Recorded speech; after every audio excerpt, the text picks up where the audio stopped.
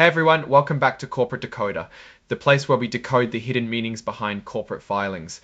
Today we're diving into MPLX's latest report, and let's just say they've added a new face to the team, which might just signal a shift in how things are steered. Stick around to find out what it means. Before we jump in, if you like getting these essential business insights without the jargon, make sure you're subscribed and join our Discord community linked in the description below for more exclusive content and discussions. MPLX LP, for those who might not be as familiar, is a big player in the energy infrastructure world, sort of like the pipelines and storage tanks that keep the energy flowing across the nation. They're a limited partnership, which is a bit different from your usual corporation, and they're managed by a general partner. Think of it as a setup where one entity makes the big decisions for the whole operation. Now, the main event in this filing is a change in leadership, or rather an addition to the leadership team. On August 25th of 2025, MPLX saw a change in its board structure. The board, which is essentially the group of people who oversee the company's direction, got bigger. It went from 10 members to 11, and the new addition is a gentleman named Ray N. Walker Jr. He's now a director, meaning he's part of the core group making important decisions for MPLX.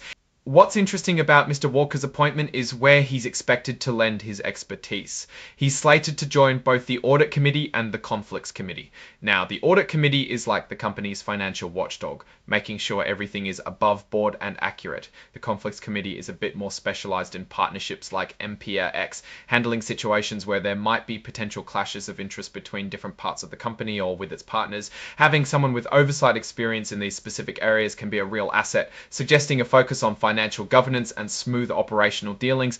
It's also worth noting that Mr. Walker is coming in as a non-management director. This means he's not part of the day-to-day operations of MPLX, but rather an independent voice providing oversight. His compensation, like that of other directors who aren't involved in management, will be standard for these types of board positions.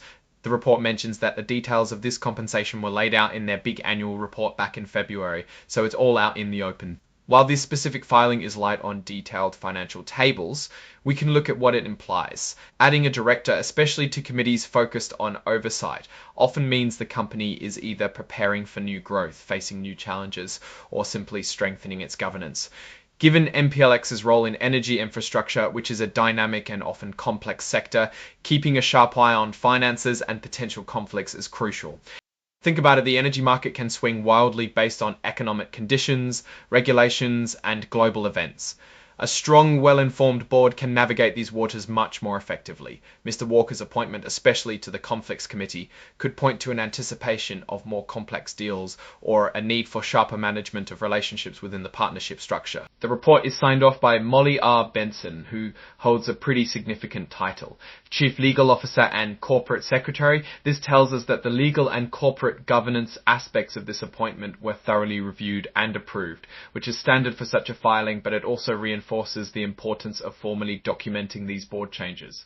Now, looking at this appointment from a broader perspective, MPLX operates in a sector that is constantly evolving. With the push towards cleaner energy sources, companies like MPLX have to adapt their infrastructure and strategies. A new director, especially one joining key oversight committees, could signal a more proactive approach to these industry shifts. They might be looking to enhance financial transparency, ensure regulatory compliance is top-notch, or even be gearing up for significant investments or partnerships that will require careful management.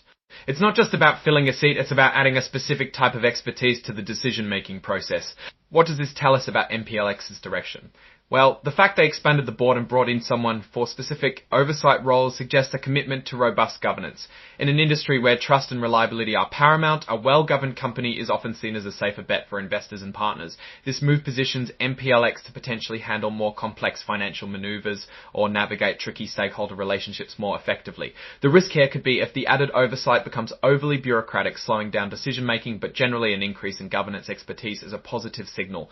To sum it up, MPLX has brought a new director, Ray N. Walker Jr., onto its board, specifically to strengthen its audit and conflicts committees.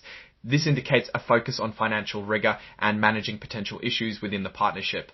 It's a move that signals a commitment to good corporate citizenship and preparedness for the evolving energy landscape. Alright, that's our breakdown of MPLX's latest filing. What's your take on these leadership changes and what they might mean for the company's future? Do you think adding more oversight is always a good thing? or can it sometimes slow things down? Drop your thoughts in the comments below. If you found this analysis valuable, please hit that like button. It really helps us out, and subscribe for more dives into the world of corporate filings. And don't forget to check out our Discord channel linked in the description for ongoing discussions and behind the scenes content. Thanks for watching. We'll see you in the next one.